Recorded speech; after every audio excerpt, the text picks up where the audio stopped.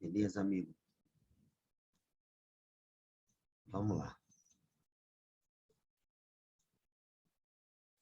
Obrigado, cara, pela gravação. Nós vimos na vez passada que Justino é um camarada lá do século II, um, um autor de língua latina, né? Um cara que escreve em latim, é um filósofo que se converte ao cristianismo e ele participa de um momento da história tanto do cristianismo quanto do pensamento filosófico e teológico cristão, que é o momento da apologética. Isso significa que o que a gente chama de tradição cristã, ela aflora sempre numa relação, pelo menos inicialmente, e num grande período da sua história, ela aflora a partir de um combate com o que a gente pode falar que é a maioria, né? Que é uma tradição hegemônica, dominadora, politicamente dominadora, eticamente dominadora, e o cristianismo surge ali na brecha, sabe? Nas brechas dessa tradição, que é a tradição de Roma, no caso do cristianismo ocidental, né? Então, ele está ali na brecha. E é interessante, eu até falei aqui, como que o cristianismo floresce numa época tão adversa. Por mais que o Império Romano, a partir de uma política da paz romana, ele liberasse o culto religioso, contanto que os povos dominados pagassem as suas altas taxas de imposto, é muito interessante você pegar uma tradição religiosa que é inspirada num judeu, um judeu que na época não dizia nada, né? Os judeus não tinha nenhuma força de persuasão, não tinha nenhuma proeminência no império, e de repente esse judeu que dentro do judaísmo ele é marginal e morre com uma morte que é abominável para Roma e para a Judéia, de repente isso se prolifera, pessoas de diversas culturas, com idiomas distintos, começam a se relacionar com a mensagem dele, ou com, né, com a tradição dos apóstolos, fundada na relação com ele. E no século II, já aparece claramente a relação persecutória de Roma com os cristãos. Esse cara aqui, que é um filósofo, que deixou para a gente 3 livros, hoje a gente só conhece 3 obras dele, mas ele escreveu mais coisa, ele posiciona a cosmovisão cristã dentro de uma realidade persecutória. Então, ele está escrevendo para o imperador e está denunciando as decisões arbitrárias, sobretudo de um cara que seria o correlato do prefeito de Roma, o tal de Urbico, que, pelo simples fato das pessoas serem cristãs ou alguém delatá-las como cristãs, já assumem o estatuto jurídico do criminoso. Então, a gente viu que ele conta a história de uma mulher casada com uma mulher romana, casada com um cara também romano, e que ambos têm uma relação de licenciosidade sexual, até que ela se converte ao cristianismo, devido a um camarada chamado Ptolomeu. E o que essa mulher faz é tentar convencer o marido de viver segundo a reta razão. Né? Uma expressão que os estoicos usam muito, muito comum na Roma Antiga, e que diz respeito a uma relação ética, né, consigo, com os outros e com o mundo. Porque, segundo o pensamento estoico, Deus, o Logos, ele atravessa todo o cosmos, todo, sem exceção. Tudo, portanto, é dotado de racionalidade. Tudo. O nosso Logos, a nossa racionalidade, se conecta com o Logos que atravessa o universo. Nós somos uma partezinha, uma molécula dentro do todo. Atuar de acordo com aquilo que compete a nós no todo e afirmar aquilo que acontece nas outras partes do todo e que não depende de nós, faz parte da ética estoica. Então, esse viver segundo a razão tem 2 significados centrais. Primeiro, é viver segundo a sua reta razão, que controla as tendências não mensuradas, não comedidas das paixões corporais. As paixões corporais tendem a nos alienar, elas atuam por conta própria, então elas produzem desmedida, né? O que na ética antiga se chama de vício. Então, de alguma maneira, produzir medida nas paixões, não ser escravo das paixões, isso diz respeito ao reto uso da razão no seu âmbito ético, e, ao mesmo tempo, viver segundo a razão diz respeito a afirmar o sentido racional do que acontece e que não depende da gente. A incontornabilidade do que acontece. O que, em parte da literatura estoica, foi chamado de destino, fatum em latim, né? E esse destino é no sentido de aquilo que se destina, aquilo que se envia a nós, como um acontecimento que não é derivado das nossas ações. Então, ele se dá a nós e portanto, eles são incontornáveis. Então, viver segundo a razão também é viver segundo esse logos, esse Deus que atravessa o todo e que caracteriza a necessidade do que acontece e que não depende de nós. O Justino, ele mostra desde o início, eu li várias passagens, que essa mulher, quando se converte ao cristianismo, assume essa tarefa de viver segundo a razão. Isso é um problema sério, já desde os primórdios do cristianismo. É que a racionalidade greco-romana será critério para o modo de ser cristão. Isso já traz um problema, que a gente não vai resolver aqui, porque é um problema histórico lá, que foi resolvido com esse amálgama difícil de se entender, né? Que a gente vai ver melhor em Clemente de Alexandria, como que o cristianismo abre a guarda de maneira muito imediata para esse logos greco-romano, sobretudo no espaço ético. Então, essa é a primeira questão. Essa mulher se converte e vai viver segundo a reta razão e chega para o marido e fala, olha, cara, a partir de agora as coisas mudaram. Então, eu queria que você também vivesse segundo a reta razão. Esse camarada continua a viajar, sair com outras mulheres e tudo. Ela soube disso. E, mais à frente, ela pede o divórcio. E aí, o que acontece? Esse camarada fica revoltado e delata não a mulher que tinha direito ao divórcio na Roma Antiga. Delata o cara que influenciou essa mulher a tornar-se cristã, Ptolomeu. Imediatamente, o Urbico manda matar o cara. E depois mostra outras mortes ligadas a essa morte. Né? De um senador romano e de um outro cara lá que, anonimamente, também se afirma cristão e morre. Logo depois vem uma questão, é que as pessoas têm orgulho de se afirmarem cristãs numa realidade persecutória que tirava-lhes a vida. Então, vem o problema do suicídio. Vamos lembrar que, nesse período, muitos cristãos eles aparecem sendo assassinados por romanos em rituais que são rituais lúdicos. Muito doido, né? Lúdicos, de morte pública de cristãos. Cristãos viram tochas, né, vivas. Os caras queimam cristãos, incineram cristãos.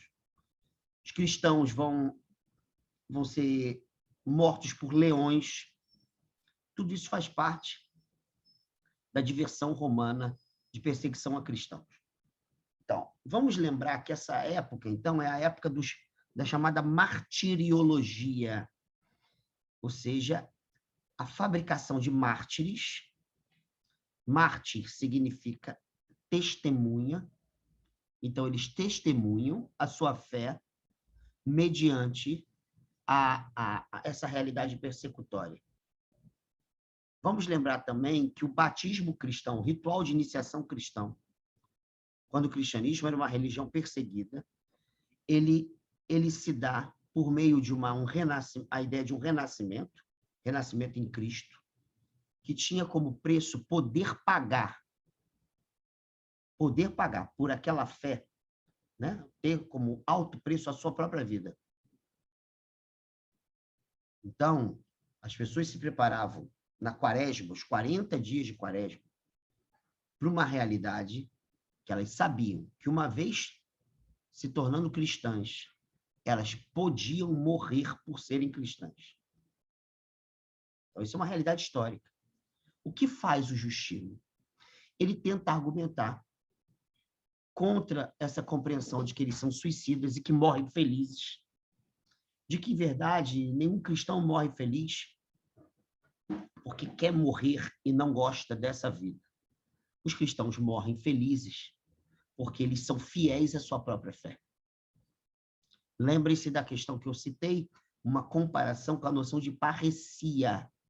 Essa noção grega, parresia, que não é parricídio, né? Lembre-se que a gente viu semana passada, que não tem nada a ver, que é uma realidade, é uma experiência de linguagem, de produção de um discurso verdadeiro, que coloca um discurso franco, um discurso na lata, na cara, que coloca em risco a vida daquele que o emite. É claro que tem riscos e riscos. Na Grécia Antiga, não é o risco da cruz, não é o risco dos leões, não é o risco de se tornar uma tocha humana. Aqui é o risco de morrer, literalmente. Então, o que faz o Justino? Ele mostra que esse dizer franco, verdadeiro, e a alegria de pagar o preço pela fé, isso tudo está ligado a uma experiência de que a realização da virtude, que é a virtude da fidelidade à sua própria fé, isso sim é o sentido de quem morre pela fé. Então, as pessoas não se interessam em morrer porque elas não gostam da vida. Elas se interessam em morrer porque amam a virtude. Entende? Então, transforma o que seria suicídio em exercício da virtude. É assim que ele faz lá. Ora, não interessa para a gente todos os detalhes, inclusive lá a parte do demônio, né? A demonologia, né? O fato de que as divindades pagãs elas são demônios travestidos de divindades, o fato de que os demônios nasceram da relação sexual de anjos com mulheres, né? Muito doido isso, né? Eu sempre digo que, nesse caso, eu acredito. É uma das poucas coisas dessa parte mítica que eu acredito. Porque aqui em casa a gente tem um exemplo claro, né? Eu tenho 2 filhos, uma filha e um filho, mas o segundo, cara, eu digo para minha esposa que eu sou o anjo, ela é a mulher. Então, o problema não é nem o anjo nem a mulher, é o que vem depois, que é o demônio. O demônio que é o produto, sabe? Cara, porque o que veio depois, cara, puta que pariu, o moleque era encapetado, meu, e ainda continua sendo. Mas vai lá. Isso aqui não é mais... Eu pensei nisso, em sobrinhos que eu tenho. Nossa Senhora, que não é normal, não. Porra, não vou nem contar o meu filho, cara. Meu filho tem história. Você fala, até o Casanova, que dá aula aqui, né, da UERJ, que é meu amigo, cara, a gente passou parte de um carnaval de 2013. Cara, ele falou, caraca, cara, e ele tem 3 filhos, sabe? Ele conhece a realidade. Ele falou, caraca, Alexandre, que é isso? Cara, um moleque que era muito sinistro, muito sinistro. Agora, ele continua sinistro, mas ele tem mais vergonha, né? Tá maior. Cara, mas era inacreditavelmente sinistro, cara. Eu tenho histórias com ele que, se eu escrever em livro, então vão achar, não, pô, o cara tá exagerando e tal. Cara, e o próprio pai reconhece isso, imagina as outras pessoas. Porra, cara, não, era inacreditável. Cara, eu só vou contar uma boba. Eu estava lançando um livro em 2012. Eu tinha acabado de passar para o concurso da UERJ. E aí, como para vocês, olha só que coisa, né? Passei no concurso para a UERJ, entrei, fui lá, mostrei meus exames, consegui e tal. Quando, pronto, fui aceito lá, pronto, registrado, tudo certinho, professor, a UERJ estava em greve. Então, eu entrei na UERJ com a UERJ em greve. Meu primeiro salário estava em greve, sabe? Aí, porra, quem duvida disso? Né? Logo a UERJ. Aí, nesse ínterim de ter assumido, mas não ter podido dar aula, eu lancei um livro. E era um livro sobre o diabo. Eu lancei um livro há muitos anos sobre o diabo, sobre o problema do mal e o diabo. E era, na verdade, um livro, eu e um amigo meu que morreu, que é um teólogo e poeta, eu fiz a parte de ensaio filosófico, teológico, que é a maior parte, é um livro bem grande. E a segunda parte é um poema dele sobre o tema. A gente foi lançar no Bennett, aqui no Flamengo, no auditório, porque eu dava aula lá. Enorme o auditório, enorme. E aí foi uma galera, cara. Foi até legal, assim, foi uma galera, a gente fez um debate sobre o tema. Eu chamei 2 teólogos, amigos, chamei um monge zen budista, que até fez o prefácio do livro. A gente fez um encontro de pessoas de várias áreas, assim, para elas falarem sobre o tema. Beleza. E estamos eu e Casanova. Casanova estava ao lado, assim, do meu lado, olhando aquela galera e tal. E o meu filho, com 2 anos, 2 anos e meio, assim, correndo de um lado para o outro, correndo de um lado para o outro, correndo de um lado para o outro. E a minha esposa correndo atrás dele, correndo atrás dele, correndo atrás dele. Até que tem a porta de entrada, que é a porta tipo teatro mesmo, que é uma barra assim que você aperta para baixo e a porta abre para fora. Então, o meu filho descobriu que se ele pulasse naquela barra, a porta ficava indo e voltando para frente e para trás. Ele descobriu isso. Então, ele saía correndo, pulava e se jogava assim. Ia para frente, ia para trás. Pronto. E a Rosana ia lá, pegava ele, levava ele lá para a cadeira. Aí ele conseguia sair, ele dava porrada nela e saia correndo. E o Casanova está do meu lado, falando assim, caraca, baixinho assim com a mão assim, caraca, esse moleque tá com Satanás, esse moleque tá com isso, esse moleque tá com aquilo, esse moleque tá com... E eu querendo rir, não podia, né? Porque eu tava ali, era um cara sério e tal. De repente, ele sai correndo, e se joga assim, pá! E tá entrando uma convidada de 84 anos, com os livrinhos na mão, assim, sabe? Para autografar. Cara, o negócio bate na cara dela. E ela rola. Parou o evento. Cara, parou o evento, deu uma merda. Deus do céu! Caralho, mas deu uma merda. E ela caiu e deu um grito, tipo, ai! Sabe aqueles gritos assim? Que é esse, professor? Cara, ele voltou numa tranquilidade, feliz. Ele estava feliz. E a mulher caída lá, mulher caída. Cara, deu uma merda. Aí, beleza, levanta a senhora e fala, eu fui lá, conversei, dei um abraço, pedi desculpas, tá, volta o evento. Acabou a palestra e tal, fizeram uma fila para a gente assinar e tal, estamos lá assinando e tal. De repente, vem a Rosana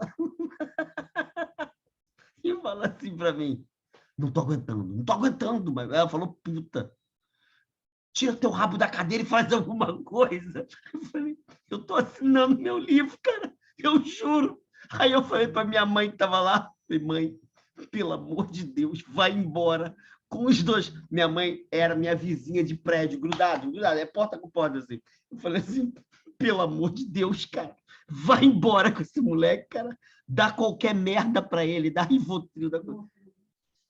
Aí minha mãe falou assim, eu vou sugerir que eles vão lá para casa. Eu falei, da tua casa? Aí ela falou, não, lá em casa ele vai quebrar tudo. Eu falei assim, cara, deixa ele lá em casa e tranca a porta. Cara, e foi dito e feito. Elas saíram, cara, pegaram um táxi e vieram para casa, cara. O garoto não conseguia ficar num lançamento de livro, pra vocês terem noção. Isso é um pequenininho, cara. Tem história foda dele, assim, tem história de cinema dele, mas vai lá. O que acontece aqui? O Justino, ele vai lançar mão, num certo momento, de uma compreensão extremamente interessante sobre a famosa conservação do mundo, que é um problema filosófico. Como é que o mundo se conserva? E ele vai lançar mão dessa tese porque ele vai perceber que, se os romanos estão denunciando os cristãos como sendo agentes de produção do caos, e por isso os cristãos têm que ser perseguidos, porque, de alguma maneira, através deles, o mundo se desorganiza. Essa é a questão. Ele vai mostrar, a partir de uma teologia já bem elaborada no século II, de que a experiência de Deus que se dá dentro desse cristianismo que está nascendo é o contrário do que se imagina. Ele mostra que há uma diferença entre Deus e Jesus de Nazaré, e Jesus de Nazaré e a noção de filho de Deus. E mostra o seguinte, que Deus é uma palavra que significa um ser que é ingênito, ou seja, que não nasceu. Filho, ou verbo divino, também significa isso que não nasceu. Ou seja, não nasceu. Não é um ser humano, é também Deus. Está lá no Evangelho de João. Jesus de Nazaré, não. Ele é um ser histórico. Então, o nome de Jesus de Nazaré, que significa para ele, né, Jesus, que é o Salvador, ele tem um significado que alguém deu a ele, portanto, ele é um ser histórico. Mas Deus e o Filho de Deus, o Verbo, também é Deus, eles são da ordem do eterno. Ora, acontece que o cristianismo, ele depende exatamente da relação entre Jesus e o Verbo. Jesus é o Verbo encarnado, contudo, Jesus é um ser humano, é um homem. E é um homem histórico. Então, é um ser temporal que encarna o eterno. Essa é a compreensão. Ora, dessa compreensão surge que isso que o Verbo é, isso que a gente vai chamar, a partir do século III, de segunda pessoa da Santíssima Trindade, o Verbo de Deus, que se manifestou historicamente, plenamente em Jesus de Nazaré, isso é fonte de conservação do mundo e não de destruição do mundo. Primeiro, por uma razão. O Evangelho de João começa dizendo que no princípio era o Verbo estava com Deus, o Verbo era Deus. Logo depois diz, por meio dele, todas as coisas foram criadas. Por meio dele, todas as coisas foram criadas. Então, se introduz um conceito que não existe nos estoicos. Não existe em Platão, não existe em Aristóteles, não existe no pensamento greco-romano, que é o conceito de criação. E pensa-se essa experiência, que é o Verbo de Deus, como princípio de criação. Essa é a primeira coisa. Segunda coisa é que, se Jesus de Nazaré ele é a manifestação histórica do Verbo, e ele tem como função salvar os seres humanos, no caso aqui, salvar do pecado, né? Que não é nenhum conceito que ele vai trabalhar de maneira tão profunda, mas salva-se do pecado. Ele vai identificar isso, que salva-nos do vício, salva-nos de uma vida fora da reta razão. Salva-nos disso, de uma vida dissociada da reta razão. Ora, se é assim, então, a tarefa desse Jesus não é produzir caos, mas para produzir a reta ordem da razão. Então, ele chega a uma compreensão teológica que diz o seguinte: é por causa dos cristãos que cada vez mais se disseminam no mundo, e disseminam, portanto, um tipo de vida consoante a reta razão, que Deus ainda não destruiu tudo, para refazer uma aliança como fez com Noé, por exemplo. Então, a causa da conservação do mundo é a presença dos cristãos e das cristãs. A causa. Então, o cristianismo não é fonte de caos. Ele é fonte da reta ordem racional que se manifesta nas vidas que vivem segundo a razão. Ou seja, o cristianismo ele produz a ordem da virtude. É isso, essa é a sacada do Justino. Mas ele não para aí. Vocês podem chegar e falar assim, porra, esse discurso bem moralista. Não, não, não, ele dá um passo a mais. Além de ser um discurso ético, assim, que tem uma centralidade na vida ética, ele vai dar um passo a mais e vai produzir a famosa doutrina das sementes do verbo. Então, o que significa essa semente do verbo? Essa me parece que é a doutrina mais famosa dele. Qualquer manual de patrística, por exemplo, ou de história da filosofia medieval, a parte de Justino vai destacar essa parte que eu vou falar agora. O Justino chega e diz o seguinte, olha,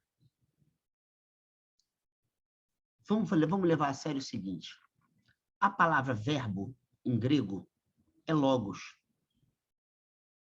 Quando o verbo se faz carne, é o logos que se faz carne. Ora, mas existem várias tradições filosóficas que centralizam o seu discurso na noção de logos. Não é só isso. Há várias escolas filosóficas que se interessam em favorecer os seres humanos a viverem segundo o logos. O estoicismo, a escola aristotélica, a escola platônica, a escola pitagórica, até a escola epicurista. Ele não gosta de Epicuro, mas até a escola epicurista tem um lugar do logos lá, muito importante. Então, as escolas filosóficas, em geral, têm o logos como elemento central. O desenvolvimento, aperfeiçoamento da atividade do logos é um elemento central na filosofia greco-romana. O problema, então, é que o Justino vai conjugar o logos da Bíblia, do Evangelho de João, do prólogo do Evangelho de João, o logos que se faz carne e habita entre nós, com o logos da filosofia grega. Entende? Então, de alguma maneira, ele vai chegar a uma espécie de conciliação. Fala assim, gente, olha só. Esse logos que se encarnou inteiramente em Jesus de Nazaré e revelou, através de Jesus de Nazaré, que ele é anterior ao próprio Jesus de Nazaré, porque o logos é Deus também. Por meio dele, todas as coisas foram criadas. Em outras palavras,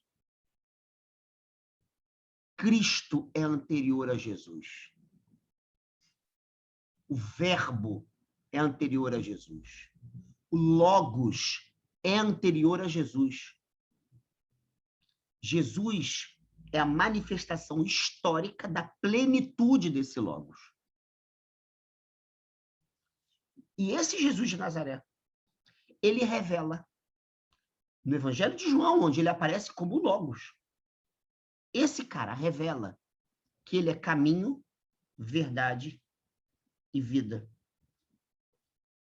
Então, ele se identifica com a verdade. Então, nós temos aqui agora termos novos. Nós temos logos, Jesus, verdade. Entendeu? Viver segundo o logos é viver segundo o que mostrou Jesus de Nazaré. Alexandre, Oi. eu não peguei bem. Quem não se identifica com o Epicuro, você ou o Justino? Como é que é? Não entendi. Você falou naquela hora do Epicuro. Quem não se identifica? É o Justino que acha que não deve pegar muita coisa dele ou você que não se identifica? Não peguei naquela hora que você falou isso. De novo, está abafado o som, eu não entendi o que que... Quem não se identifica com o quê? Epicuro.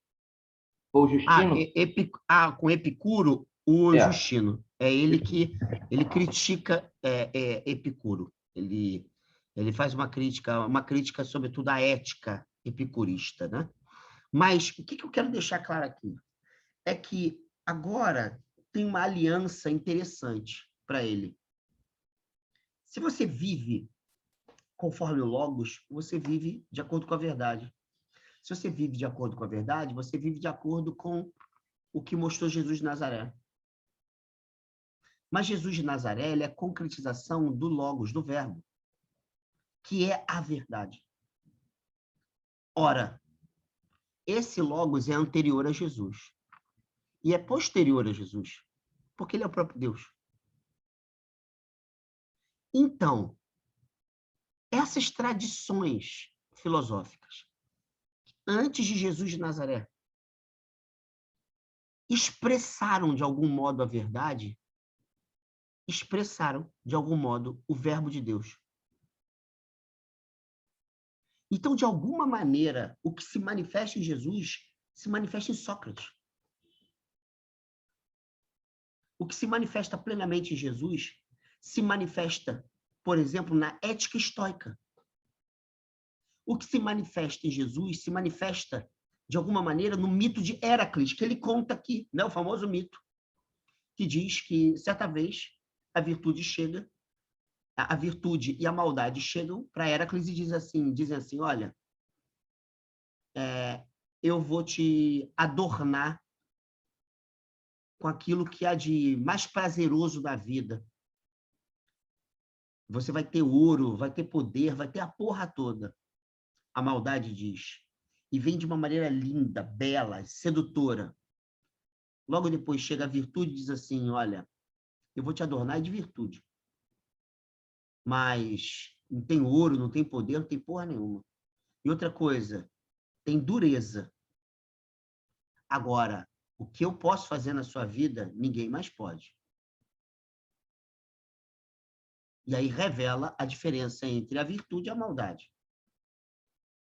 Pô, isso é uma sabedoria que imediatamente o Justino vai falar assim, ué, isso é expressão da verdade. Isso aqui não tem nada a ver com cristianismo, contudo tem a ver com logos. Entende? Tem a ver com o verbo que se encarnou em Jesus. Então, ele mostra as semelhanças entre homens virtuosos da antiguidade e a perseguição que na antiguidade fizeram esses homens virtuosos. E mostra que isso aconteceu com Jesus de Nazaré. O exemplo mais claro quem? Sócrates. Ele fala, olha, é anterior a Jesus. Mas esse cara viveu Logos. Entendeu? Esse cara viveu o verbo. Isso que o Justino está fazendo, no inicinho do cristianismo, muita gente vai fazer depois. Muita gente vai fazer. E vai fazer o que ele também faz. Ele diz, então, que, por mais que nessas culturas o verbo não tivesse se manifestado por inteiro, ou seja, plenamente, porque ele só se revelou por inteiro em Jesus de Nazaré, se revelou a semente do verbo, que é uma expressão que os neoplatônicos vão usar depois de Justino. Isso está, por exemplo, em Plotino, em Proclo, que são um pouquinho posterior, um pouquinho depois de Justino. As sementes do verbo. As sementes do Logos, que é uma presença do Logos sobre o modo da não integralidade. Entendem? Então, o Logos está lá. O que vai manifestar-se em Jesus está em Sócrates. O que vai se manifestar em Jesus está na ética estoica. O que vai se manifestar em Jesus está no mito de Héracles. O que vai se... Entende? É sempre assim. Por que isso é importante? Porque agora vem a sacada, a genialidade filosófica e teológica desse cara.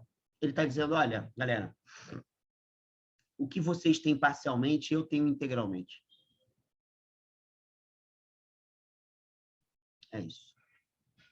E não é só isso. Se vocês pegarem algum autor da tradição de vocês, como a escola estoica, pega a escola inteira, ele vai dizer assim, a ética estoica, louvável. A cosmologia estoica, rechaçável. Entende? Vai fazer uma crítica à cosmologia. Então, ele vai perceber o seguinte, as sementes do verbo não são o verbo por inteiro. Por isso, nessas culturas onde houve a experiência do verbo, ela houve a experiência parcial. Por isso que elas conjugam verdade com erro.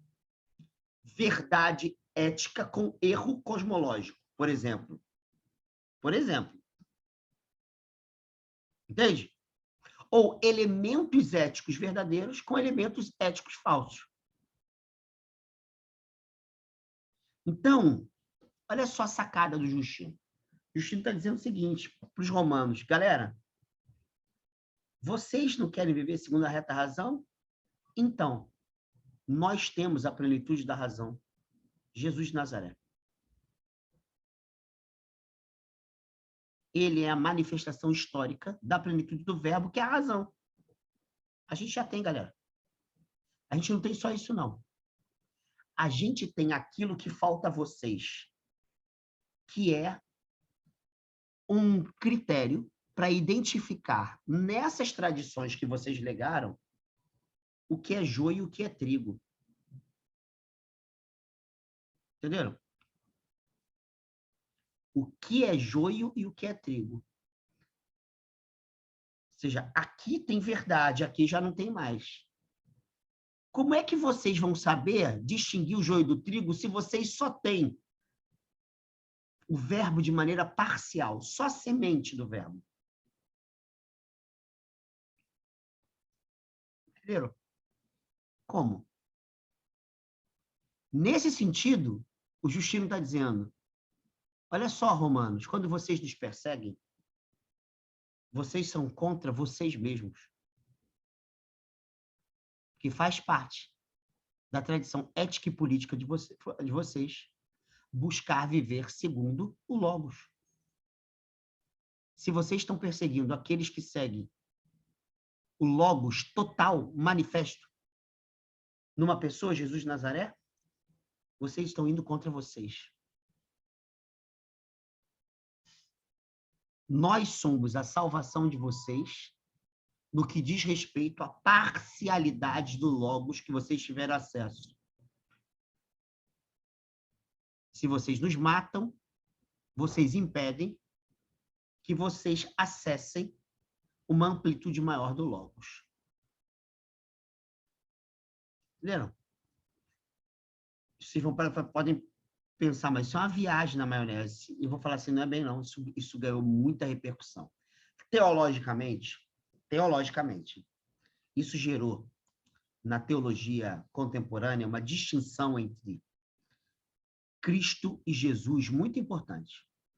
A anterioridade de Cristo em relação a Jesus, de Nazaré, ser histórico. E a ideia de que Cristo, ele aparece em uma configuração cósmica e Jesus de Nazaré numa configuração pessoal histórica.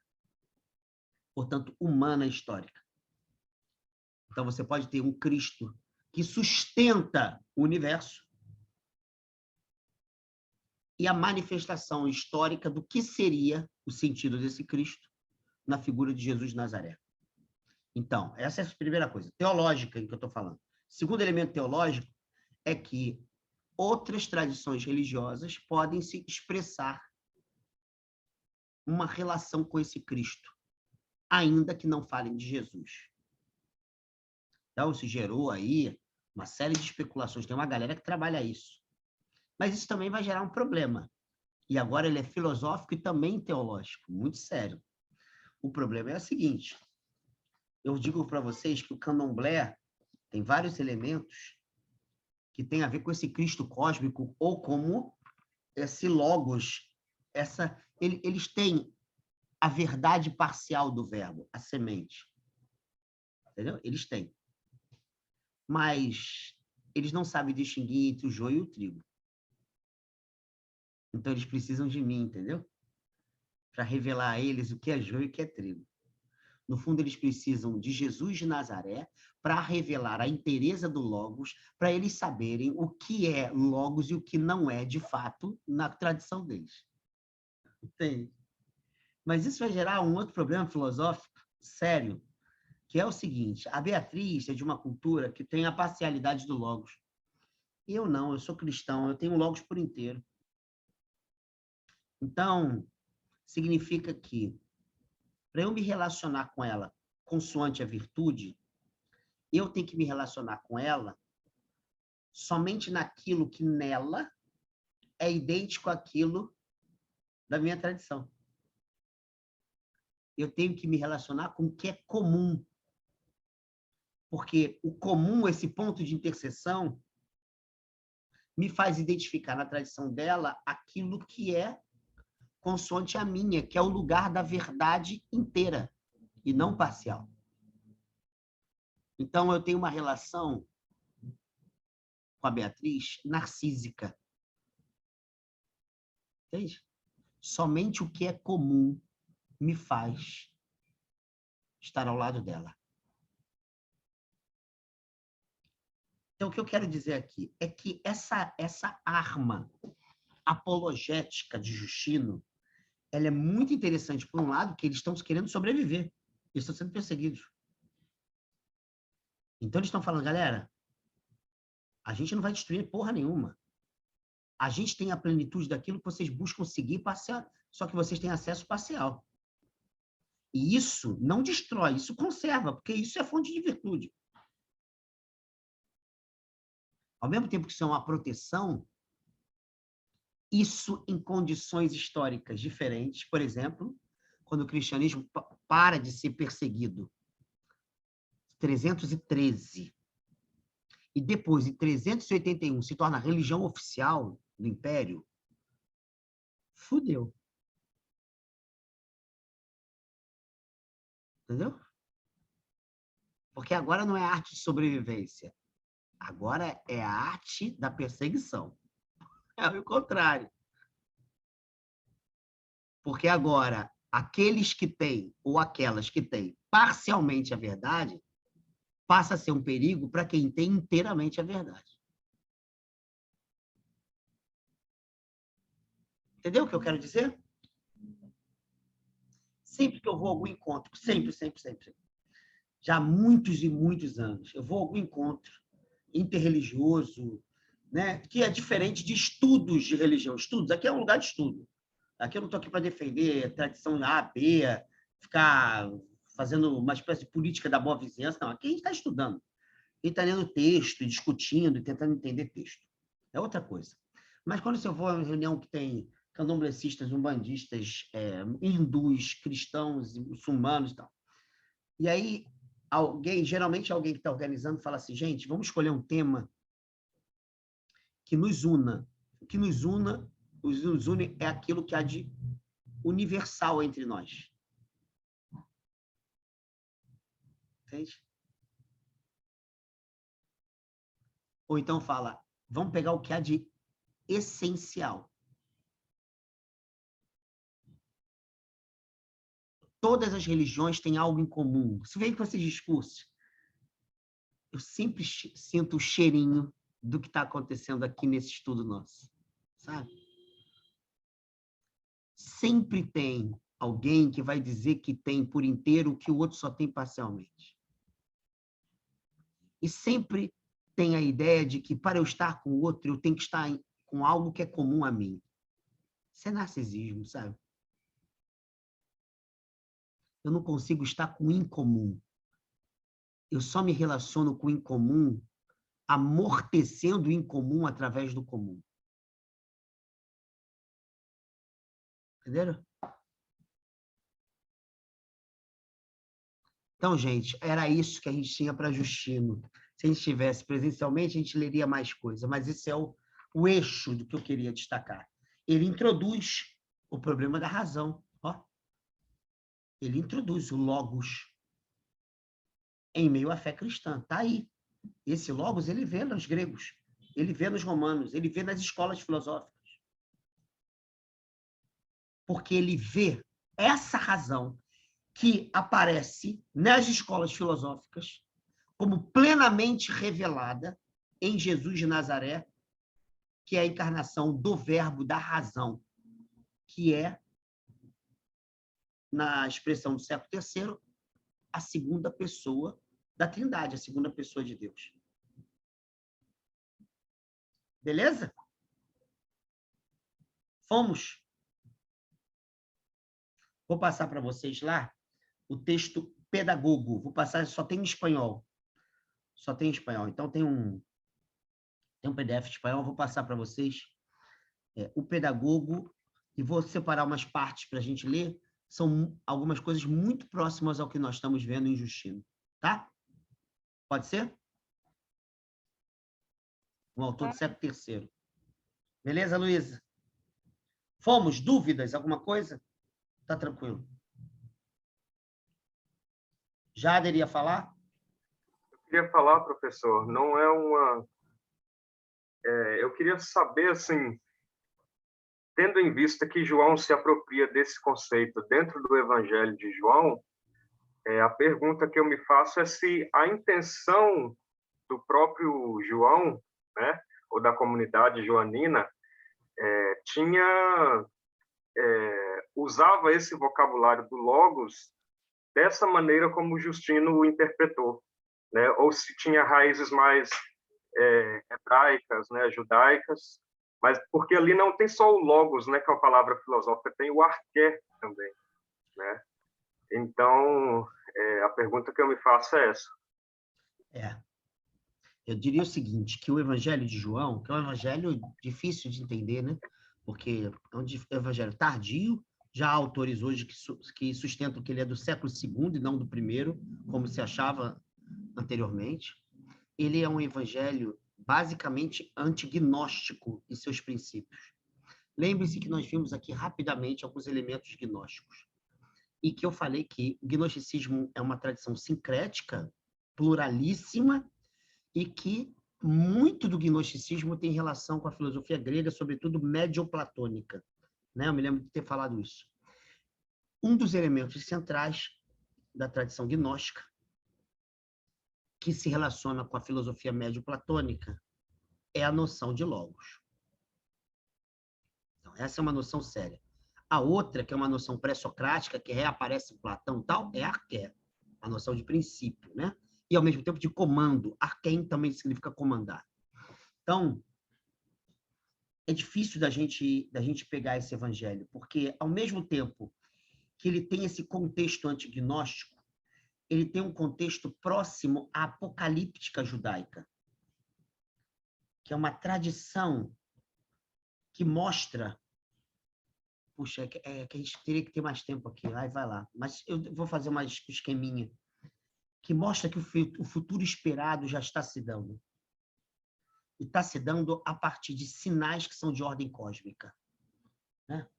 São catástrofes, são o sol que desaparece, coisas do gênero que a tradição apocalíptica judaica é muito rica literariamente em construir. Por exemplo, o livro de Daniel é um livro apocalíptico clássico. Tá? Tem elementos também apocalípticos do Evangelho de João. Então, cara, a gente poderia dizer o seguinte, a única coisa que a gente poderia ter como certeza no Evangelho de João, para se pensar esse problema que vem do século II, é que não é uma obra interessada em legitimar, por meio da filosofia, uma posição de fé. Isso que a gente pode falar. Entende? O Evangelho de João ele não está interessado em discussão filosófica. Justino está interessado num problema filosófico à luz de um horizonte de fé. Isso ele está interessado. Ele está interessado em falar Sócrates estava certo. Isso aqui é viver segundo a razão. Ele está interessado em legitimar essa expressão grega e também romana, viver segundo a razão. Ele está interessado nisso. O Evangelho de João não tem nenhum interesse nisso. O Evangelho de João é viver segundo a verdade, e a verdade se revela na fé, acabou. E o Espírito da Verdade, ele se relaciona com com o caminho de Jesus. Acabou, não tem muito nada. Aqui não, aqui você tem um problema filosófico mesmo. Aqui você tem a tentativa e a tentação de identificar logos filosófico com logos divino. Você tem, sob o modo não estoico, porque os estoicos identificavam logos com Deus. Isso é um problema estoico. O problema clássico, o problema da previdência dos estoicos. Os estoicos é que criam esse conceito. O conceito da previdência, por mais que exista a palavra na Bíblia, o conceito é estoico. E é um problema de Deus. Deus dispõe as coisas no seu lugar e o acontecimento de cada coisa se dá segundo a sua medida, a medida do seu logos. Cara, mas o Justino está pensando na ideia de criação. A ideia de criação não é a ideia dos estoicos. Não tem conflagração universal do universo, vez por outra o universo se destrói todo e o logos reconstrói continuamente. Isso não existe para Justino. Contudo, existe o problema filosófico. Então, é como se ele olhasse o Evangelho de João à luz de uma questão filosófica originária e tentasse mostrar que a plenitude daquela questão ela é atingida somente à luz da fé cristã. Só para você ter noção como isso é um problema tão sério, o Pierre Hadot, né, o especialista em pensamento antigo, está aqui do meu lado até, né? Está aqui uma das obras dele. Eu conheço também. Que é filosofia antiga e tal. Ele tem um texto que ele vai falar que, quando você pega os textos cristãos até o século IV, a palavra filosofia se identifica com a fé cristã. Por exemplo, tem um livro de Santo Agostinho chamado Sobre a Verdadeira Religião, que Santo Agostinho vai falar qual é a diferença de Platão para Jesus. Tudo é igual. É muito legal. O pensamento, tudo é igual, exceto uma coisa. Jesus viveu o que Platão anunciou. É assim que ele diz. Portanto, Jesus é a filosofia. Cara, ele pega a pessoa de Jesus. Jesus o cristianismo é a filosofia. E ele é uma filosofia mais radical do que a filosofia até então. Por quê? Porque até então a filosofia buscava sabedoria.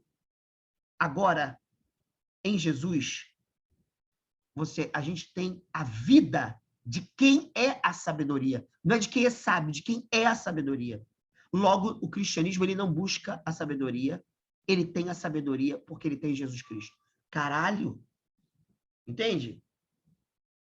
Isso que eu estou dizendo que é um desdobramento do problema, hein? Lá no século IV.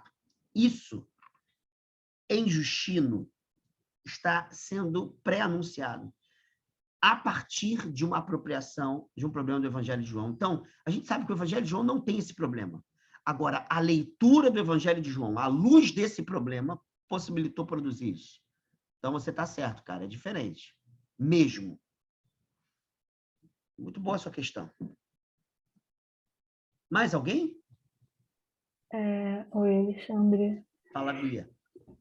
Então, quando eu estava lendo, até nessa parte do possamos o verbo inteiro, eu achei meio curioso, porque ele termina dizendo que a virtude do Pai é inefável e não um vaso de humana razão.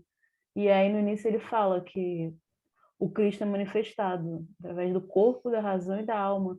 Aí eu fiquei me perguntando esse lugar em que, ao mesmo tempo que existe uma reta razão, né, uma razão, não sei, assim, que é a melhor coisa que existe, ele termina reclamando, né, dessa só razão. Eu fiquei me perguntando que esse vaso de humana razão seria uma pessoa, um vaso que falta a alma e a outra questão lá de Cristo, ou não, se assim existiam para eles razões assim diferentes. Existe uma escala de razão em que tem razões que se adequam às virtudes do cristianismo e às razões que estariam no erro, não na verdade. Exatamente. Exatamente por... você está falando do final do texto, é isso? Espera aí, que estou tentando abrir aqui. Sim, é bem no finalzinho. Está aqui. Não, espera aí. Está aqui, espera aí, deixa eu ver se é essa aqui.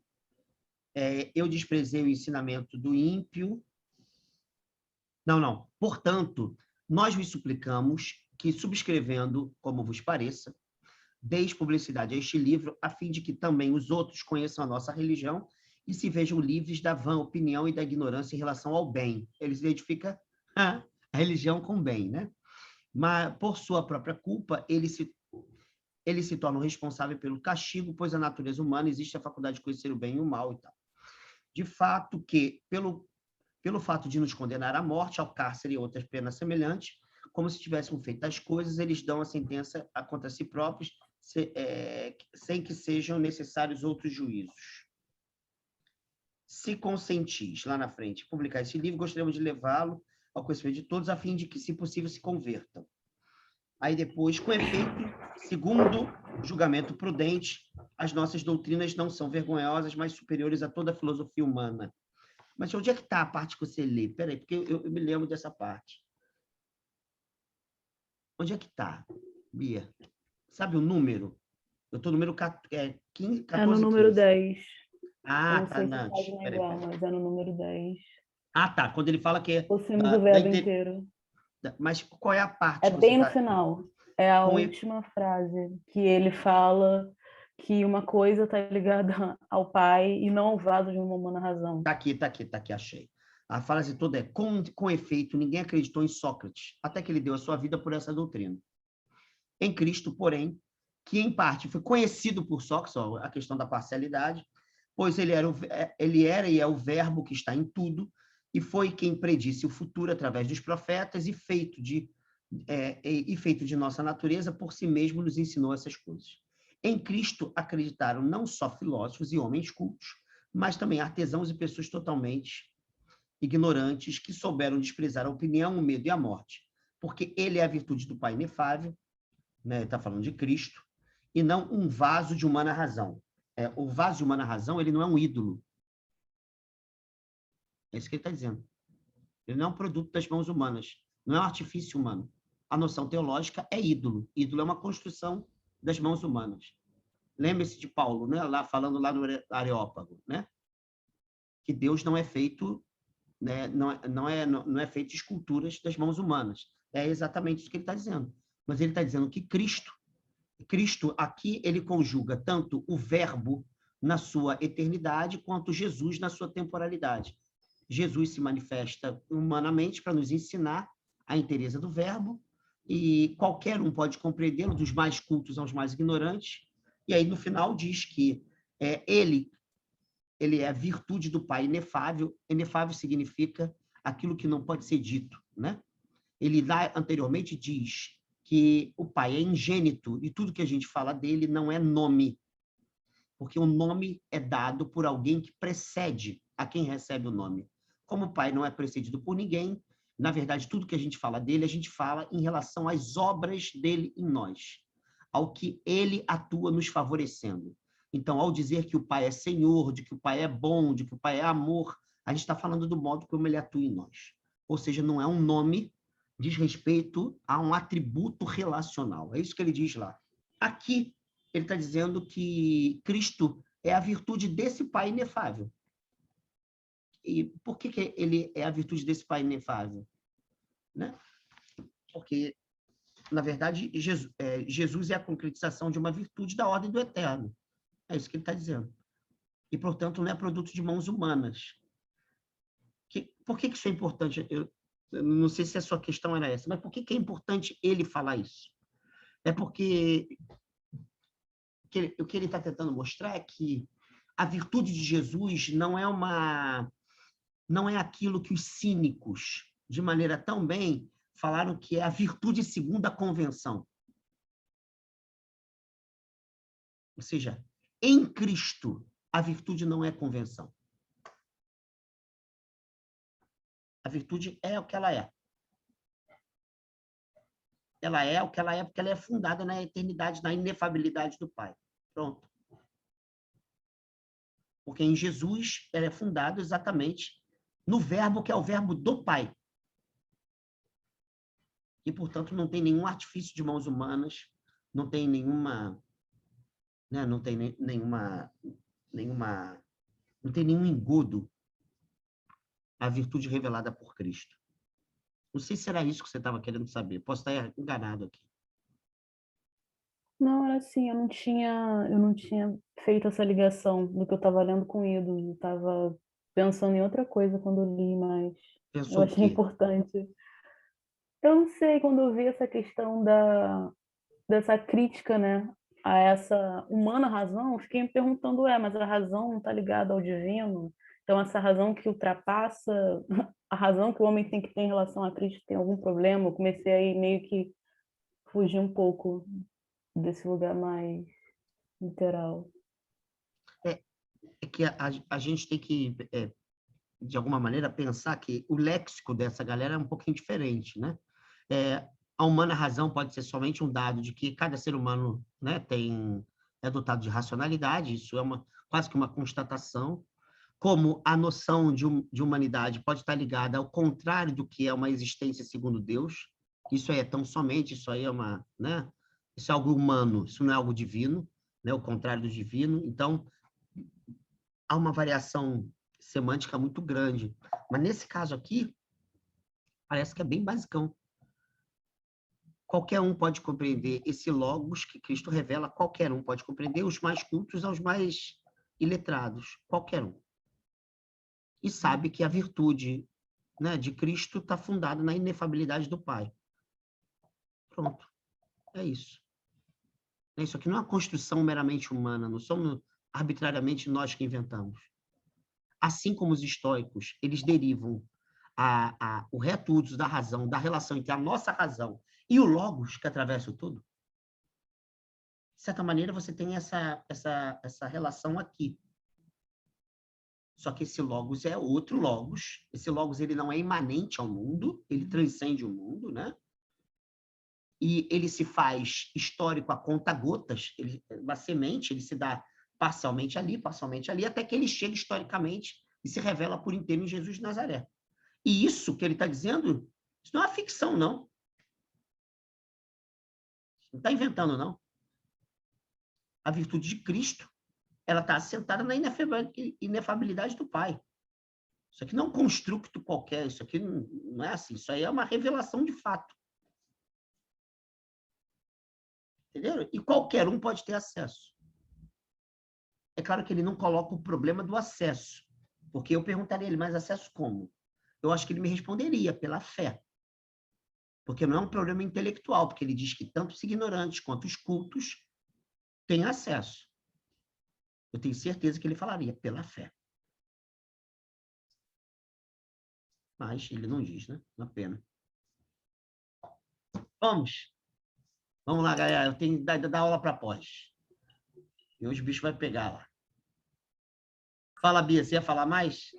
Não, eu ia agradecer. Isso aqui, por mim, tudo bem. Tá? Ó, um beijo para vocês. Bom final de semana, tá bom? Valeu, Alessandro. Tchau, Valeu, até galera. semana que Obrigado, vem. amigão. Obrigado, professor. Valeu. Eu que agradeço. Valeu, galera.